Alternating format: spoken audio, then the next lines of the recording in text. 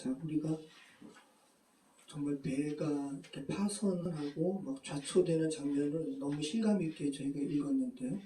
그죠? 이거는 들은 얘기가 아니라 누가가 직접 목격했기 때문에 누가가 이 여행에 합류한 상태거든요. 그런 장면을 우리가 지금 읽었습니다. 자, 오늘 말씀도 27장 전체를 읽습니다. 나눕니다. 로마로 가는 여정 가운데 광풍을 만나 한 섬에, 멜리데라는 섬이죠. 현대로는 몰타 섬인데요. 한 섬에 좌초되는 하나의 스토리여서 이걸 나눌 수가 없었어요. 그래서 오늘 전체를 다 나누게 됩니다.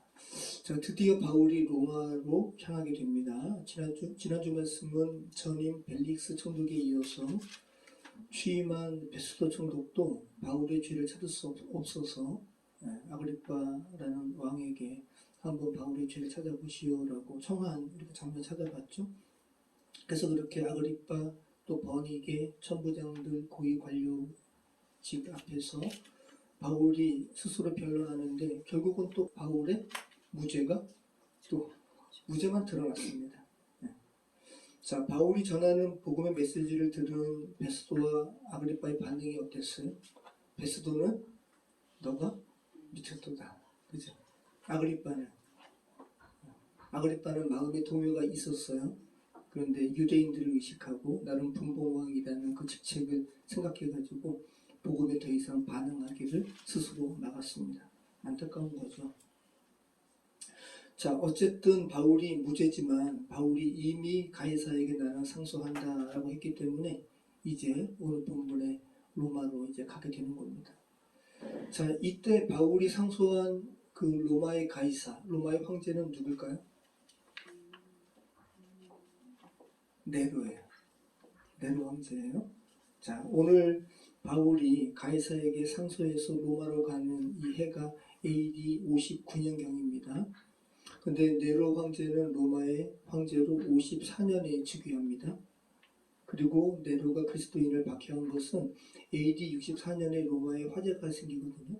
그래서 이 로마의 대화재를 그리스도인에게 핑계를 대요. 그래서 그때부터 그리스도인을 네로가 박해하거든요. 그래서 이때는 오늘 우리가 읽은 이 본문에서는 네로가 기독교인을 박해하기 전이에요.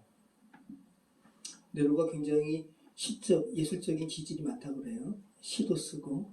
그래서 어떤 이들은 네로가 로마를 불태우고 그것을 보면서 이렇게 시를 썼다라고 하는 얘기도 있는데, 아무튼 바울은 오늘 이렇게 AD 59년에 로마로 향하게 되고 몰타섬에 좌초하고 그 3개월을 겨울을 거기서 나고 60년에 로마로 들어가서 이제 네로를 아련했겠죠. 그리고 풀려나요.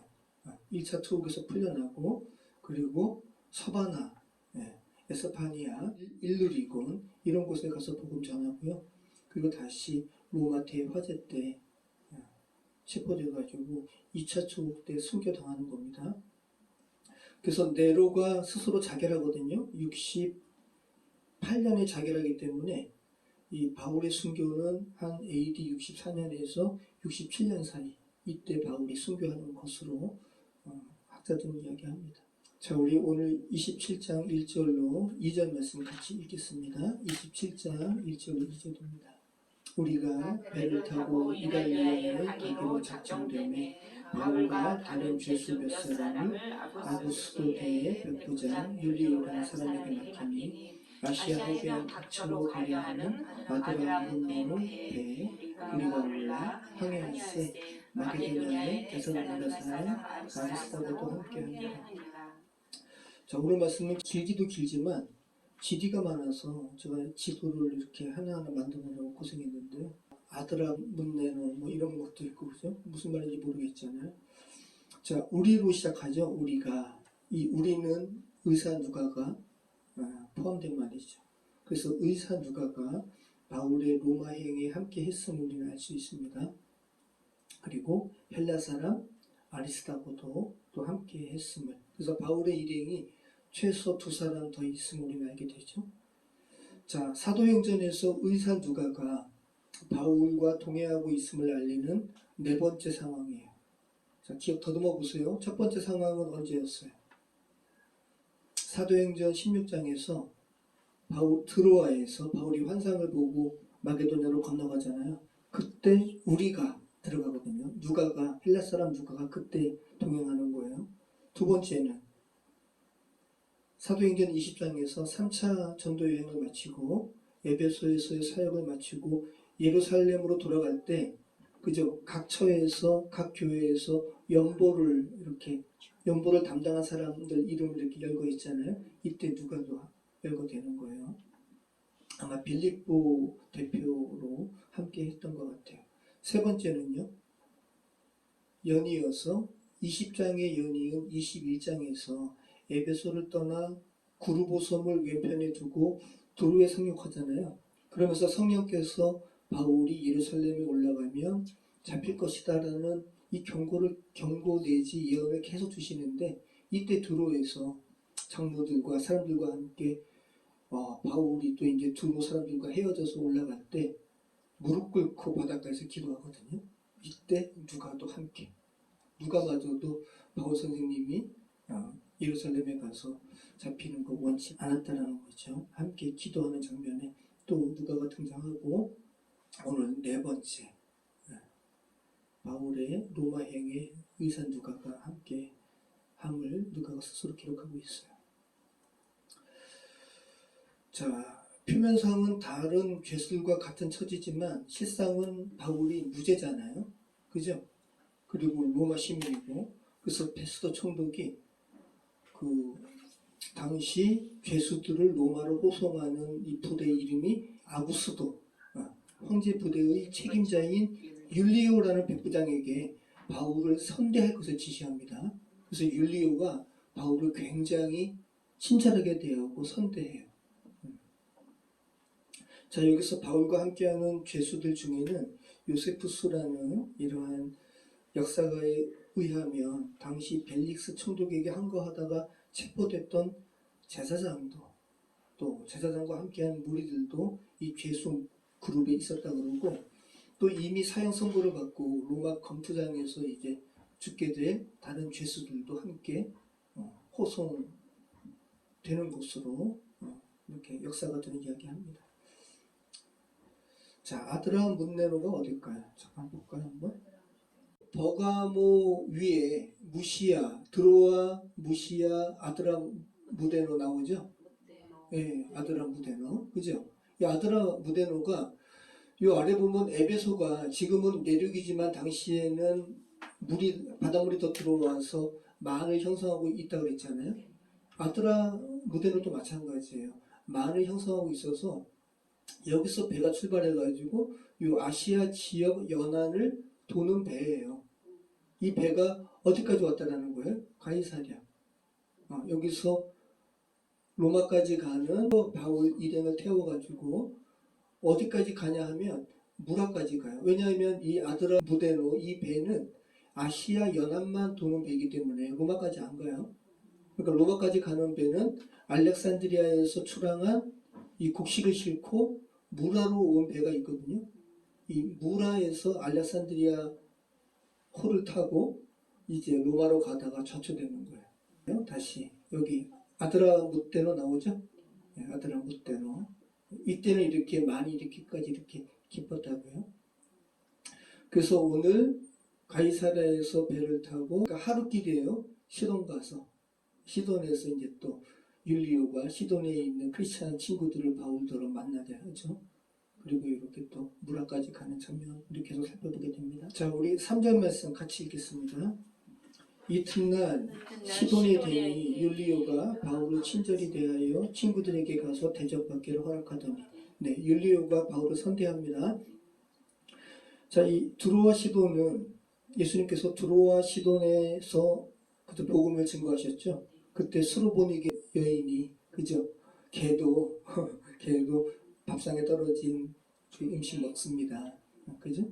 이렇게 예수님께서 복음을 전하셨던 두로와 시돈에 또 성령 강림 이후에 사도들에 의해서 교회가 세워진 것 같고 또 바울이 두로 가이사랴 이렇게 왔다 갔다 하면서 여기 있는 성도들과 친분이 있었던 것이죠. 그래서 백부장 율리오가 시돈의 배가 정박했을 때 바울더러 친구들 만나게 허락을 하는 거예요.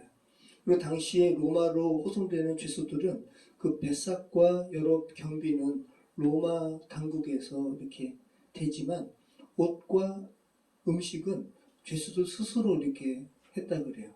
그러면 죄수들 스스로 하지 못하는 사람들은 굉장히 열악한 처지였던 것이고, 바울 같은 경우는 그죠? 굉장히 이런 부분에서 도움을 받는 거죠. 친구들이 명치금이라고 하기엔 좀 그렇지만 아무튼 돈도 아마 지급했을 것이고, 옷, 음식 이런 부분들 굉장히 다른 죄수들에 비해서는 바울이 좋은 조건이었음을 알 수 있습니다.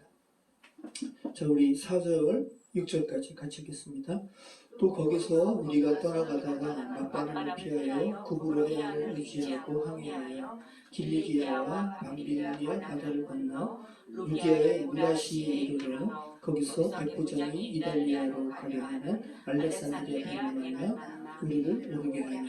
예, 아까 드린 말씀이죠. 보세요.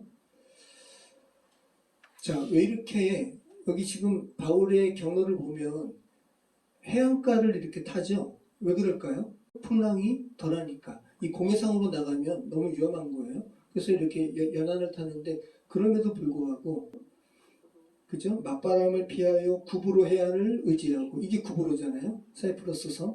이 구브로 해안을 의지해서 시돈에서 이렇게 타고 가는 거죠. 밤빌리아와 길리기아 이렇게 바닷가를 이렇게 지나가는 겁니다. 그래서 무라시까지 가는 거예요. 자, 이 무라에서 알렉산드리아, 그 이집트의 알렉산드리아에서 온 곡물 배를 타고 이제 로마로 가려고 갈아타는 겁니다. 굉장히 큰 배입니다. 자, 이 배 형태가 이래요.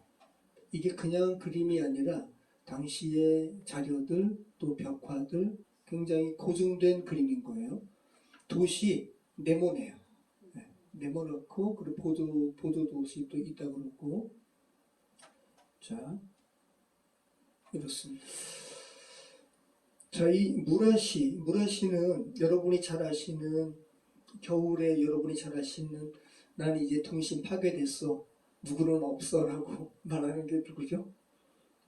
우리 재현아, 산타크로스 할아버지 있어 없어? 동심 파괴됐지. 이제 안 믿지.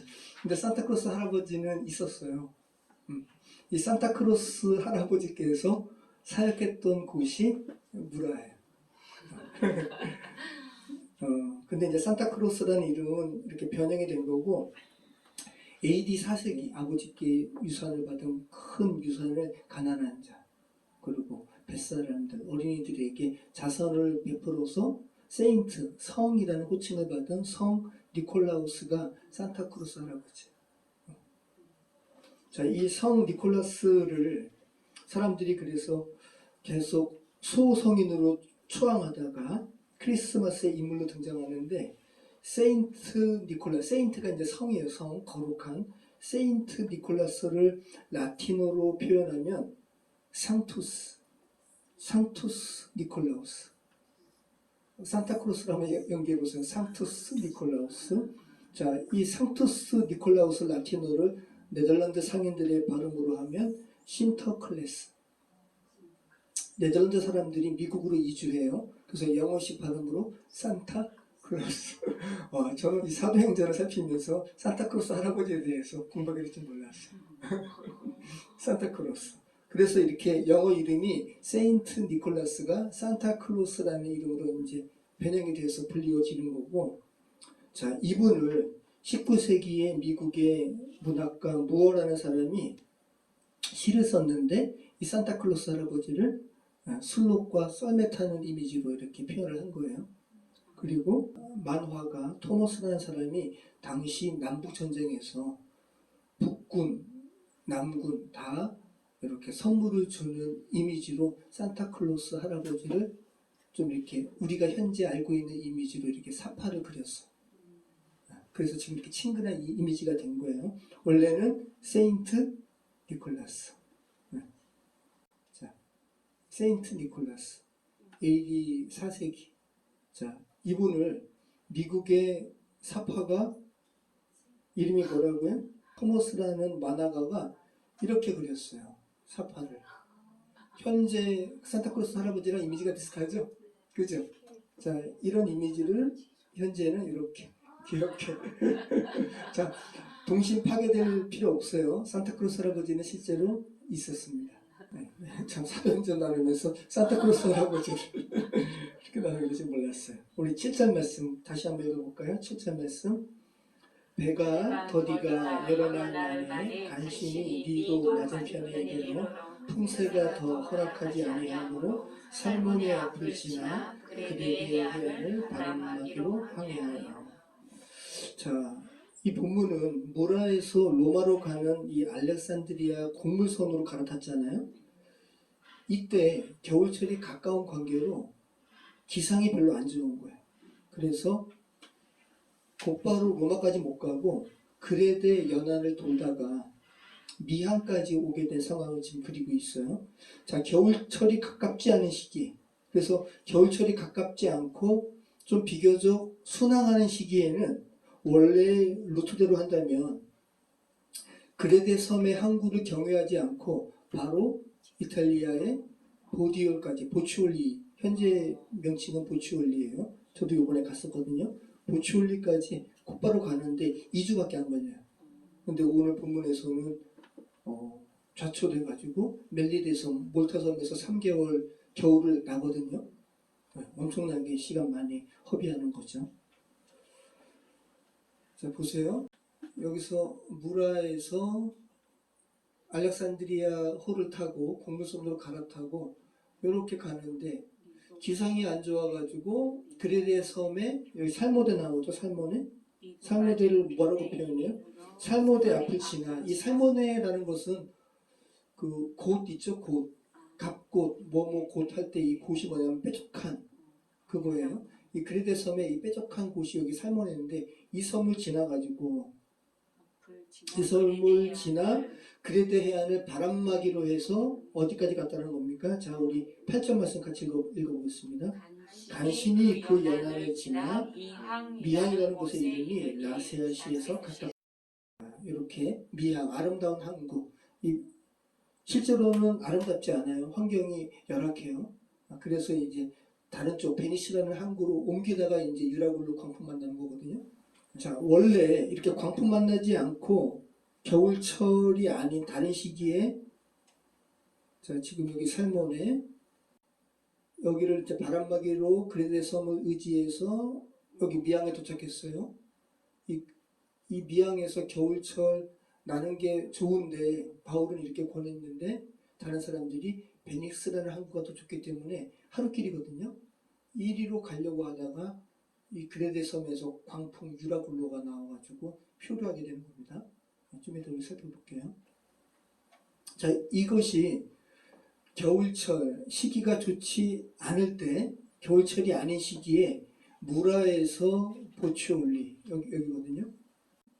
그리고 더 가면 이제 로마 나오고 여기까지 원래대로 하면 여기 그레데 섬의 항구를 경유하지 않고 스치듯이 지나가가지고 바로 가는 여정이에요. 그래서 보통 2주 소요가 된다 그래요. 2주. 네, 여기 제가 써놨죠? 일부러. 네. 그런데 이번에 바울의 이 여행은 100일 넘게 걸리는 거죠. 자, 이거 보세요. 자, 원래대로 하면 아까 무라에서 이 그레데 섬을 스치듯이 지나가가지고 보치올리로 한 번에 간다고 그랬잖아요. 그래서 2주 걸린다고 그랬는데 오늘 이 바울의 여정을 보면 가이사랴에서 시돈에서 무라에서 이 니도에서 막 이렇게 벌써 해상이 안 좋아가지고 살몬의 앞을 지나서 미항에 걸치고 미항에서 그냥 바울은 배를 많이 탔기 때문에 위험한 거 알아요. 그래서 그냥 미항에서 겨울을 나는 게 좋다 그랬는데 다른 사람들이 바울 말을 듣지 않고 전문가 말 듣는 거죠. 배의 전문가 누구예요? 선장 말 듣다가 하루길이니까 초랑했다가 좌초돼가지고 여기서 이제 유라굴로 광풍이 일어나는 거거든요. 그래서 표류하다가 가우다섬 끼고 표류하다가 여기 현재 몰타섬 멜리데에 체류하게 되고 여기서 3개월 체류하는 거 겨울 나는 거예요. 그 다음에 이제 또 이렇게 수라구사, 레기온, 보치올리, 로마. 이게 이제 바울의 4차 전도 여행의 루트예요. 자, 다시 미항. 아름답지만 실제로는 열악한 항구. 자, 이게 이제 그레데인데 크레테 섬이죠. 크레테 섬. 크레테가 잠시 이렇게 언급이 되었으니까 말씀드리면 여러분 이스라엘의 1대 왕이 누구예요? 사울. 2대 왕은 다윗. 사울과 다윗. 이 초대 이스라엘 국가를 막 괴롭혔던 민족이 어떤 민족이에요? 블레셋 민족이죠. 그죠? 블레셋. 골리앗이 블레셋 사람 아니에요. 자, 이 블레셋이 팔레스타인이라고 그러는데 블레셋이 여러분 갑자기 성경에 등장해요. 원래 가나안 족속이 아니에요. 블레셋은. 어디 사람이냐면 어디 사람이겠어요? 크레테 사람이에요. 해양 민족이에요. 현재 팔레스타인에 거주하는 사람들은 아랍 민족이죠. 크레테 섬 사람들은 유럽인이에요. 골리앗이 크레테 섬 사람이라고 해요. 해양 민족이라고 해요. 자, 근데 이것도 참 흥미로운데 사울 왕이 블레셋과의 전투에서 패해서 죽거든요. 자, 바울의 본명은 뭐예요? 사울이에요. 자, 사울 왕이 베냐민 지파 사람이에요. 기스의 아들이잖아요. 그죠? 근데 바울도 베냐민 지파예요. 사울도. 자, 근데 자신의 선조인 사울 왕이 이 그레데 섬 사람들에게 죽었거든요. 블레셋 민족에게.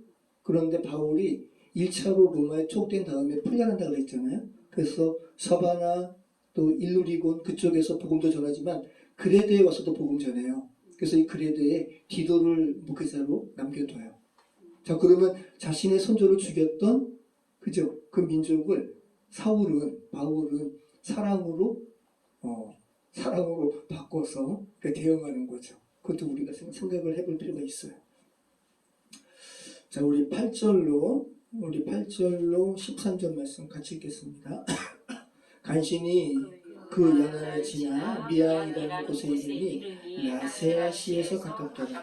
여러 날이 걸려 금식하는 절기가 이미 지났으므로 항해하기가 위태한지라. 바울이 그들을 권하여 말하되 여러분이여 내가 보니 이번 항해가 화물과 배만 아니라 우리 생명에도 타격과 많은 손해를 끼치리라 하되 백부장이 선장과 선주의 말을 바울의 말보다 더 믿더라. 그 항구가 겨울을 지내기에 불편하므로 거기서 떠나 아무쪼록 베니스에 가서 겨울을 지내자 하는 자가 더 많으니 베니스는 그레데 항구라. 한쪽은 서남을 한쪽은 서북을 향하였더라. 남풍이 순하게 불매 그들이 뜻을 이룰 줄 알고 닻을 감아 그레데를 연락하고 항해하더니. 네. 자, 여기 미항에 도착해서 미항에서 이제 결국은 겨울을 나야 되는데 여러모로 이 미항은 작은 항구고 이 베니스 항구가 당시 항구로서는 여러 가지 입지 조건이 좋았나 봐요. 그러면 선장 입장에서도 또 선주도 그죠? 베니스로 가는 게 좋다고 그러잖아요. 겨울을 나야 되는 환경이 안 좋은 곳에 있을 때 상태도 안 좋아질 수 있으니까 여러모로 베니스로 가는 게 유익이에요. 그리고 율리오도 마찬가지죠. 이 군대들을 통솔 하고 죄수들을 이렇게 통솔해야 되는데 환경이 안 좋은 곳보다 좋은 곳에서 좀 안정적으로 통솔하길 바라죠. 그래서 바울은 율리오에게 바울은 여러분 배로 인한 파손도 3번 경험하고 그죠? 이런 말 하잖아요. 나름대로 바울이 아무래도 올겨울은 여기서 지내야 될 것 같아 라고 이야기를 해도 백부장 율리오는 전문가 말을 선호한 거예요. 그죠? 네. 당연한 거예요. 그죠? 당연한 거죠. 여러분이 율리오라면은 바울 말 듣겠어요? 아니면 선장 말 듣겠어요? 당연히 선장 말 듣죠. 왜냐하면 여기까지는 하루길이에요. 네. 그래서 여기서 그대로 3개월 동안 겨울에서 고생하느니 하루길이니까 일로 가지 뭐라고 한 거죠. 마침 또 바람도 순하게 불어가지고 우리 뜻이 이루어지는가 보다 하는데 이제 여기 광풍이 유라굴로가 이 그레데 섬에서 광풍이 분 거예요. 유로스라는 말이 뭐냐면 동풍, 그리고 아콜로스, 북풍. 그러면 뭐야? 북동풍. 북쪽과 동쪽에서 남쪽과 서쪽 방향으로 부는 아주 계절성 아주 큰 태풍이라는 거예요. 이러한 태풍이 오늘날도 여전히 붑니다. 그래서 1951년 11월에 이 크레타 지역에서 벌크선이 또 이렇게 폭풍에 침몰했어요. 또 1982년에도 수십 척의 선박이 그레데 주변 이 아드리아 해안에서 좌초됐다 그래요.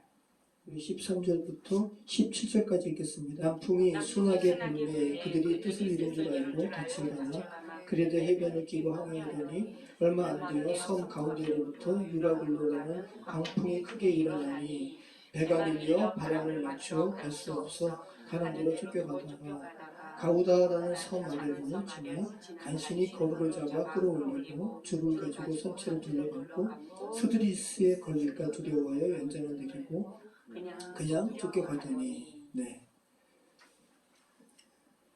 자, 이 거루는 뭐냐면 작은 구명보트 같은 거예요. 그러니까 위험할 때는 작은 구명보트 타고 이렇게 탈출해야 되는데 갑자기 유라굴로라는 태풍이 몰아치니까 아마 거루를 묶어두지 않고 약간 이렇게 자유롭게 했나 보죠. 그러니까 재빨리 이렇게 끌어올려가지고 묶었습니다. 그리고 스르디스라는 말이 나오죠. 스르디스는 바다 밑에 있는 모래가 퇴적한 언덕을 말해요. 물살이 세니까 모래가 막 이렇게 언덕을 이루는 거예요. 그럼 한마디로 이야기하면 뭐예요? 모래톱이에요.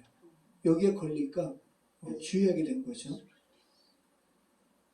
지중해에는 이런 모래톱이 굉장히 많다고 그러고 이 스르디스에 걸려서 배가 파손되지 않도록 배를 밧줄로 묶고 또 배가 파도에 휩쓸리지 않도록 닻을 내리는 거예요. 앵커를, 무거운 것을. 굉장히 이런 상황을 누가가 세밀하게 표현하고 있습니다. 자, 우리 18절로 26절 말씀 같이 읽겠습니다. 우리가 18절로 26절입니다.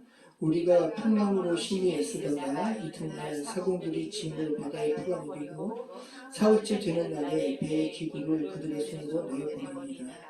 여러 날 동안에도 해도 별도 보이지 아니하고 큰 풍랑이 그들이 있으니 구원의 영광마저 없어졌다.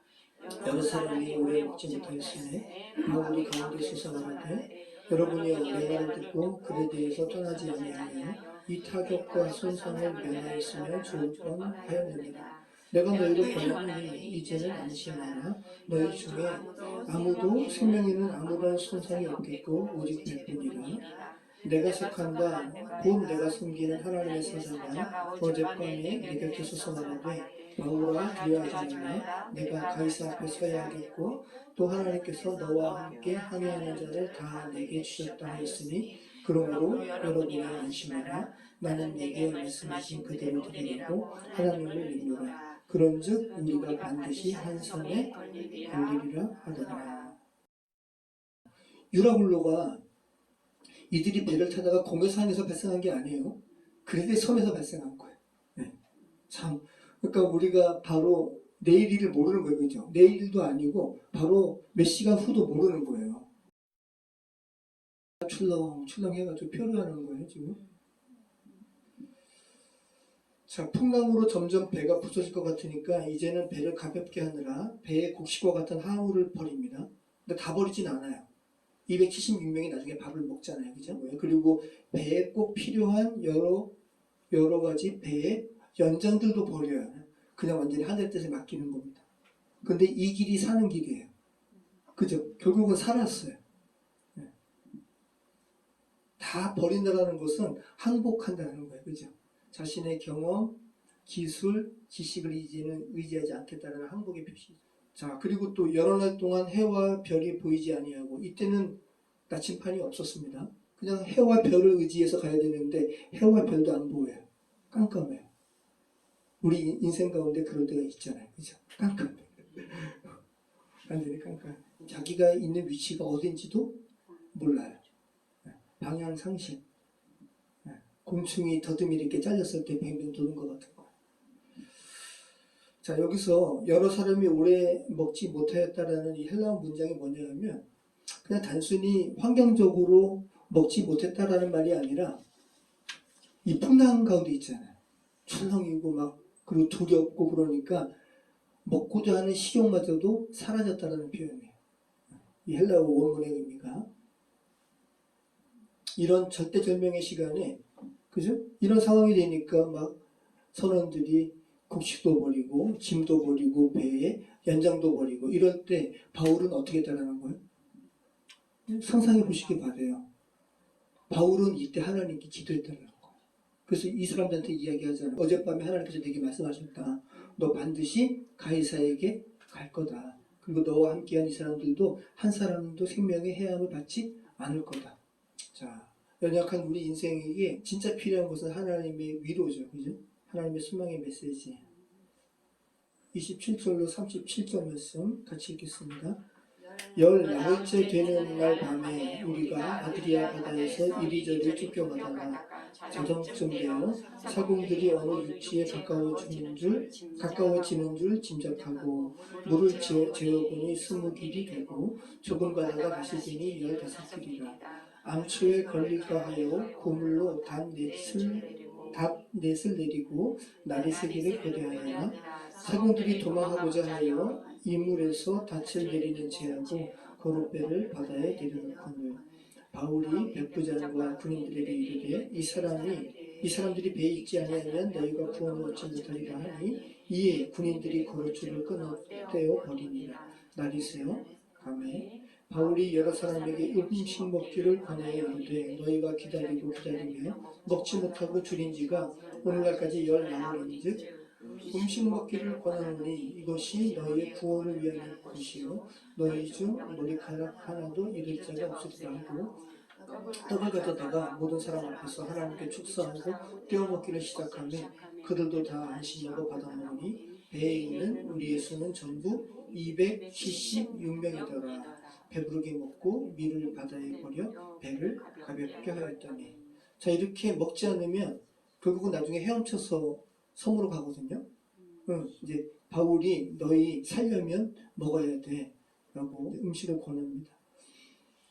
자, 하나님의 섭리 가운데 오히려 짐을 다 버리니까 표류하는 가운데 이탈리아와 가까운 섬에 가게 된 거예요.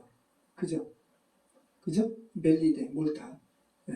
바로 위는 시실리아잖아요. 오늘날 시실리아 섬 바로 밑에 있는 몰타 섬에 표류하게 된 거예요. 14일간 표류했습니다. 자, 점점 이 몰타 섬에 가까이 가게 되니까 이제 이들이 육지와 가까워지는 줄 짐작하고 추를 바다에 내려가지고 그 깊이를 재어본 거예요. 그래서 제일 처음에는 쟀을 때 20길이라고 표현되고 있잖아요. 이 길이라는 것은 수심의 한 단위인데 오르귀아라는 말이에요. 1길이 1.8m라고 그래요. 그래서 여기서 20길이라는 것은 36m. 그래도 꽤 깊죠? 그리고 조금 더 이제 몰타섬에 가까이 가니까 좀 더 얕아졌어요. 다시 재니까 15길, 27m 수심. 이렇게 해서 이제 암초에 걸릴까 하여 고물, 이 고물이라는 거는 배 후미를 의미합니다. 더 가면 안 되는 상황이니까 닷넷을 내려가지고 배를 이렇게 고정시킨 거예요. 그리고 날이 새기를 고대했어요. 그런데 바울이 이렇게 본 거죠. 보다 보니까 몇 사람이 도망하고자 하여 이제는 이물은 뭐예요?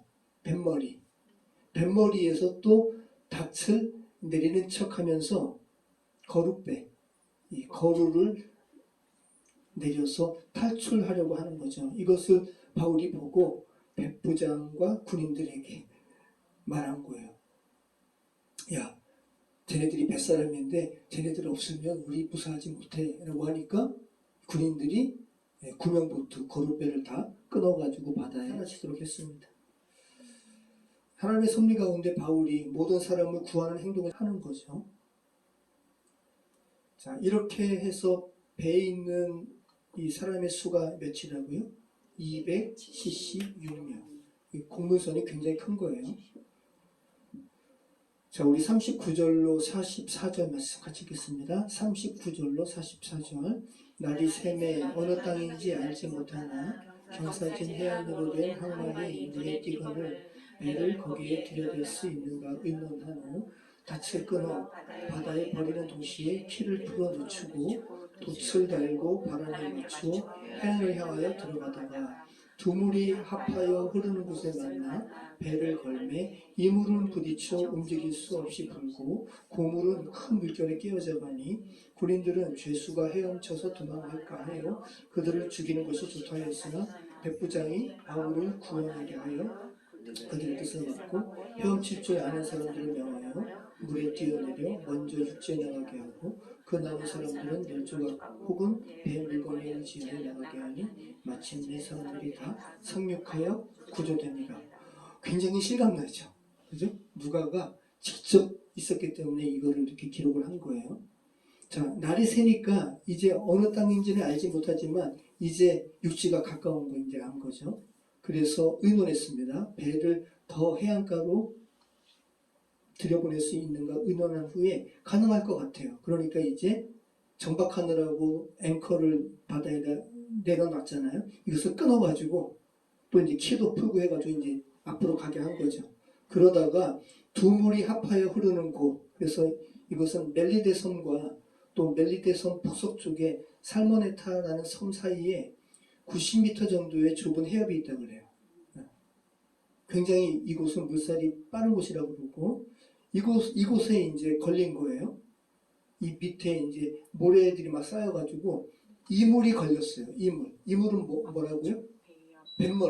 뱃머리가 걸리고 뱃머리가 걸리니까 배는 더 이상 못 나가고 고물은 파도에 깨지는 거예요 지금.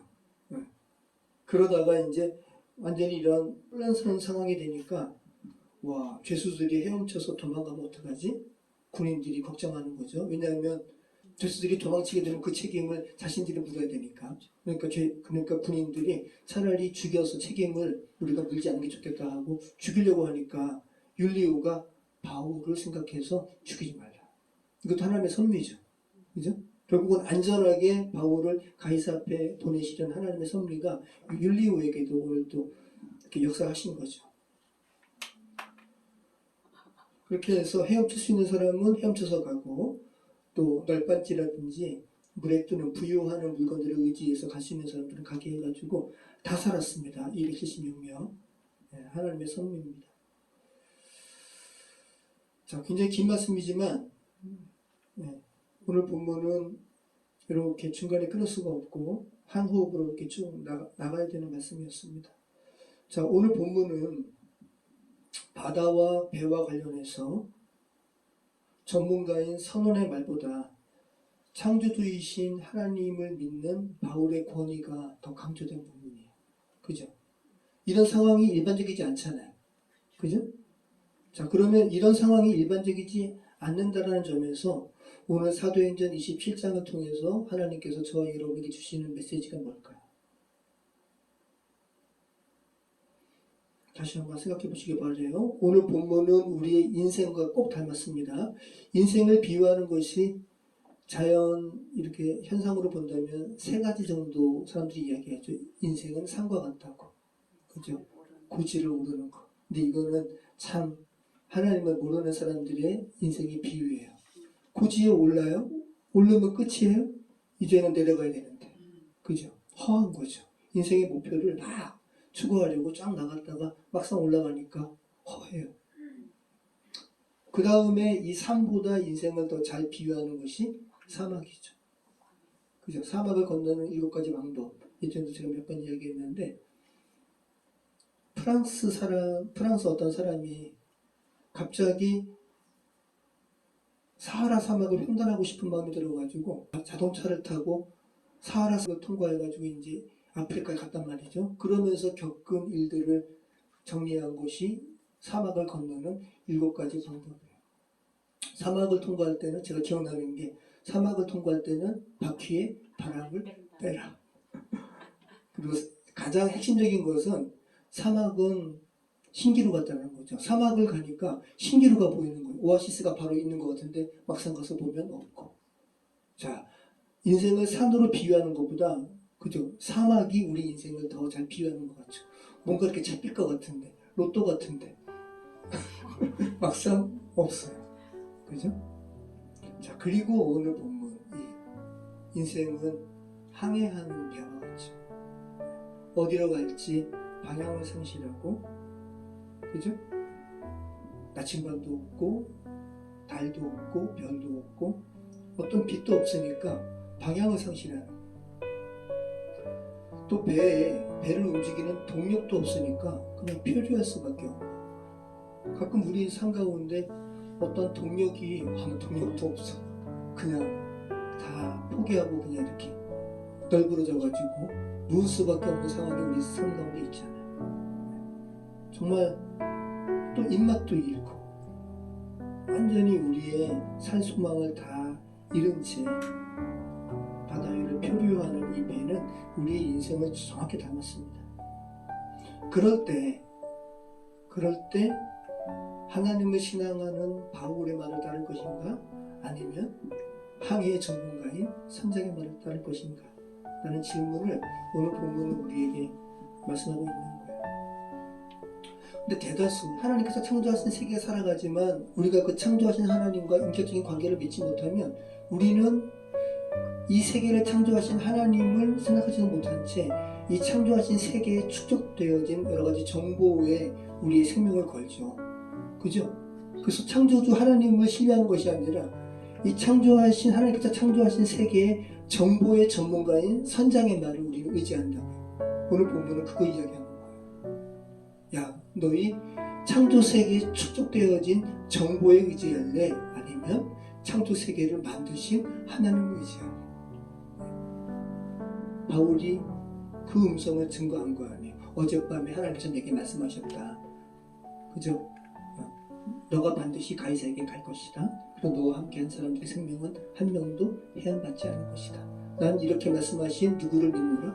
하나님을 믿노라. 고요할 때 믿는 것은 쉽습니다. 그런데 진짜 풍랑이 일 때 믿는 것은 쉽지 않아요.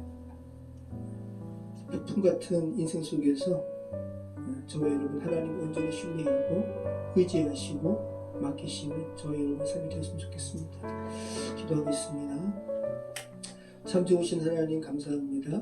사도행전의 말씀을 통해서 그리스도인들을 핍박하고 예수 그리스도를 모독하는 말을 강제로 하게 한 이 바울의 삶을 주님께서 어떻게 함께 하셨는지 또 그의 마음을 어떻게 바꾸셔서 오늘 사도행전 마지막으로 가는 27장의 본문에서 나는 하나님을 믿는다라는 고백을 오늘날 저희에게 들려주시면 감사합니다. 아버지 하나님, 저희 삶에도 주님 역사해 주셔서 우리가 바울처럼 이 세상에 축적된 여러 가지 정보들을 믿는 것이 아니라 나는 이 세상을 창조하신 하나님을 믿습니다 라고 고백하는 성도들 될 수 있도록 주님 함께해 주시옵소서. 예수 그리스도의 이름으로 기도합니다.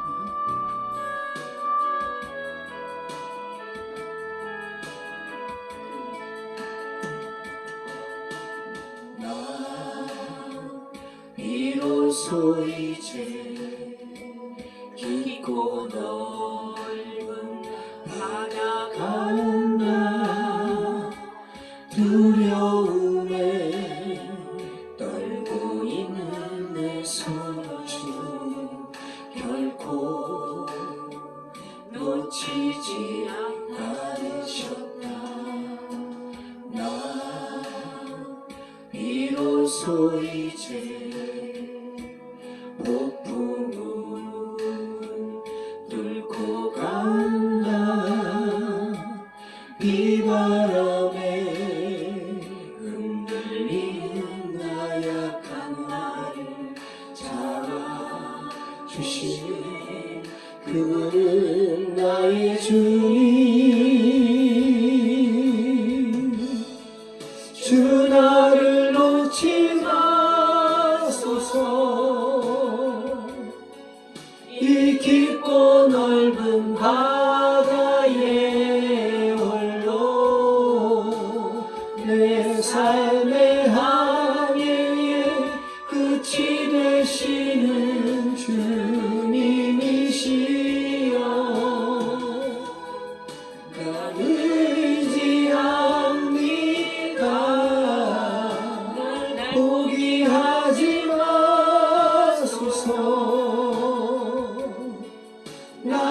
잠시 나를 의지하여도 내 삶의 항해에 방향을 잡아 주시옵소서.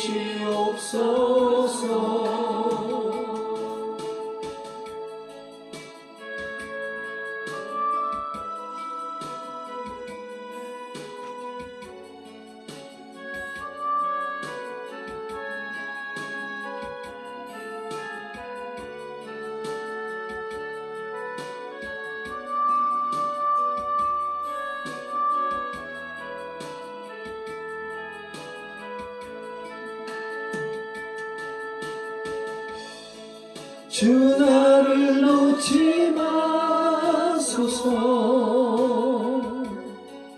이 깊고 넓은 바다에 홀로 내 삶의 항해에 끝이 되시는 주님이시여. 나 의지합니다. 날 포기하지 마소서. 나 잠시 나를 의지하여도 내 삶의 항해에 방향을 잡아 주시옵소서. 우리 한 주를 위해서 같이 기도하겠습니다. 하나님 아버지, 그렇습니다. 이 가사의 고백처럼 우리 항해의 끝이 되시는 주님을 저희가 신뢰합니다.